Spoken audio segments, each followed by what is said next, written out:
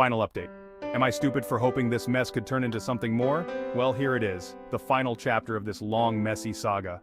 The baby's been born, and things didn't turn out at all like I imagined. I was there with Sheila and Paula throughout the pregnancy. Even though there was always uncertainty hanging over us, I stood by Sheila's side, hoping, maybe even foolishly, that I was part of something bigger. I cut the cord when the baby was born. It felt surreal, like maybe I had finally found my place in this chaos. After they got settled in the hospital room, I decided to go grab a cup of coffee. I needed a minute to breathe, to process everything that had just happened. But when I came back, I stopped outside the door and looked through the tiny window into the room. What I saw hit me like a truck.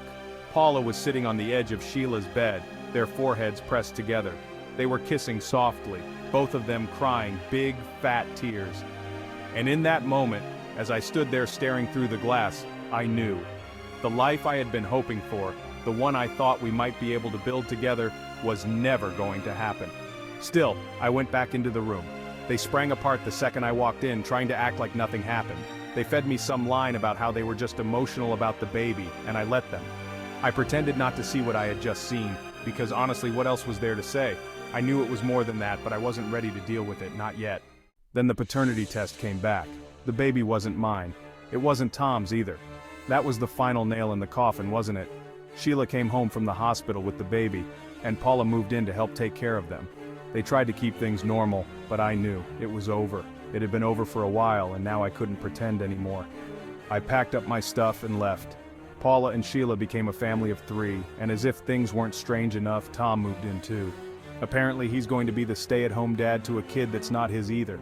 What a tangled web we weave. Now looking back, I realize I dodged a bullet. The biggest mistake I ever made wasn't opening my marriage, it was trusting in the first place. Trusting that we could keep it all together, that things could somehow work out. That trust is gone now, and I don't think I'll ever get it back.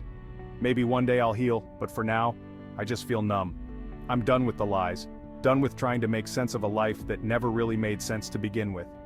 So, I guess this is it. The end of the road. Thanks for sticking with me through it all.